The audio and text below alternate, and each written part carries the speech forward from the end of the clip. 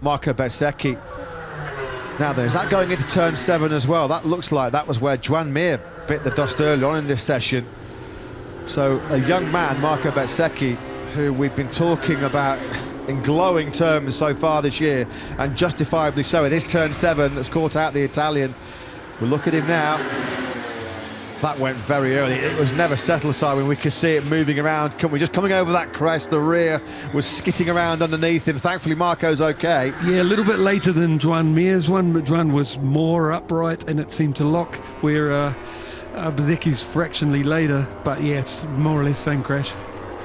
There's already, for a day one in MotoGP, been quite a few crashes today. That's, I think, the 10th crash we've had on day one. So the boys, obviously, with these hotter conditions and with the high grip levels that this Le Mans circuit is generating, you can see how hard they're pushing to the limit, taking advantage of the conditions and the good traction available. And Matt, the way to make time, like I've been saying with bike setup, is to focus in the braking area and the acceleration area. So the guys are pushing the braking areas absolutely to the maximum, trying to win that time. Well, that's ended Marco Bezzecchi's challenge for the top 10 at the end of play on day one, as Marc Marquez lunges up the inside of Fabio Di Gianantonio into the Shimano-Berth chicane. Fabio Di Gianantonio, not a bad morning this morning for the Italian. 17th he was on the Gresini Ducati. These guys waiting and looking for a clear track, you know.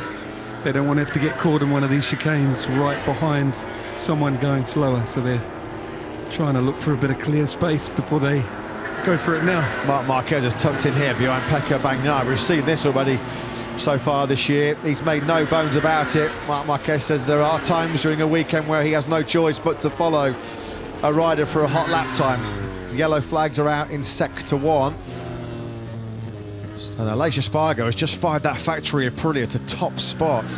Has somebody gone down at turn 3, I think maybe just ahead of him? Yeah, it looks like that was Luca Marini.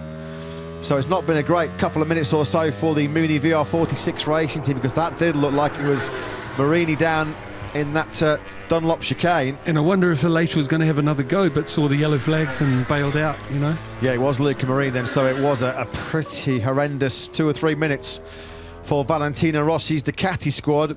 Bezzecchi down at turn 7, and now Marini down in the first sector, and of course that will bring out the yellow flags, and that might curtail a few hot laps late on here. Losing the front end going into 3. Super easy to do. It's the other tricky corner. Something to keep an eye out if the viewers get to see as the rider is putting a lap together. If you see him run wide in that first part of the chicane, right in the centre, if they run too wide, you know that they haven't put it together right. You know, they've got to pull it back enough to get a run out, up over the hill and under that Dunlop bridge, because it makes a big difference. But it's so hard to stop from such a high speed, that turn 1, and still get it stopped and accurate and not run wide in the middle. Great job as always by the track marshals here, quickly on the scene to aid Luca Marini and get his stricken Ducati out of the way as quickly as possible. We saw a runoff, didn't we, for Enea Bastianini. Aleix Espargaro might have got that 1:31.574 in just the perfect time, because he came over the line with the fastest time of the weekend so far, and then encountered those yellow flags up in that first sector for the Marini tumble. Now Bastianini under. Yeah, this is a good lap coming in here from Bastianini. He's regrouped after that runoff going into turn 9 on his previous lap.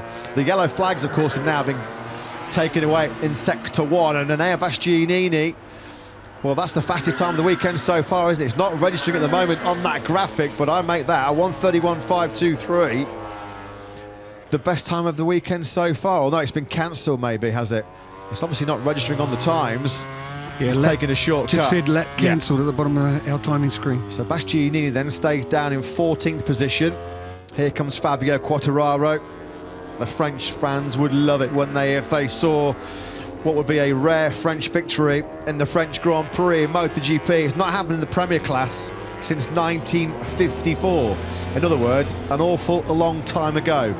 Quartararo then just winding up here for a late attack in Le Mans. The French crowd look on, full of anticipation, full of expectation for for this man's prospects of winning his home Grand Prix here this weekend. And Enea Bastianini has done a pretty eventful couple of laps on that Gresini Ducati. Look at that lap time now, potentially coming in from the number 23. Only repeat winner so far in this pretty unpredictable 2022 MotoGP World Championship. Well, what's going to be easy to predict is if Enea Bastianini keeps this lap going, he's going to rocket himself to top spot. Now then, the all-time lap record in MotoGP is a 1:31.185 held by Johann Zarco on a Ducati. Now, this may well be beaten here. This will be very, very close to a new all-time lap record from the Italian. Over the line, Bastianini comes. It's a 1:31.148, and that is a new all-time lap record. What a start to the French Grand Prix weekend then here for the Gresini Ducati team and Enea Bastianini. Matt, doesn't Bastianini and then occasionally Martin he's gone down. Can you believe it, Simon? Having just set a new all-time lap record, a stunning lap of 1:31.148, 4 corners later, and the Italian is on the floor in the first sector. It's that first chicane again, isn't it? Yeah, the Dunlop chicane. Yeah. So right there, you're just coming off the brakes and trying to pull it tight so you can get the run out. Pull it tight, and because you're pulling it tight, it's Well, the front tyre says no more. What a dramatic start it's been to the French Grand Prix for the former MotoGP World Championship leader. Enea Bastianini looks like he will be topping this pretty dramatic FP2 session here in Le Mans with an all-time lap record of 1:31.148. But he's had 2 crashes as well. He was down this morning at turn number 8, the Garage Vert corner, and then that late crash here, which crucially brought out the yellow flags. Another Italian who's had 2 crashes today as well is now Franco Morbidelli. Turn 11 this morning, and now turn 10 for the Monster Energy Yamaha rider. Yeah, same chicane. Oh, right. It looks like something. They're just running on the curb on the inside, and it's just unsettling the front end a little bit. Yeah, right where he got on the power, I didn't spot if he touched the curb or not, but right where he got on the power, the front folded a couple of times and let go. I'm glad to see Frankie, one of the nicest blokes in the whole paddock, feeling okay. Shout out to Aleix, like again, being the Aprilia and him being so strong.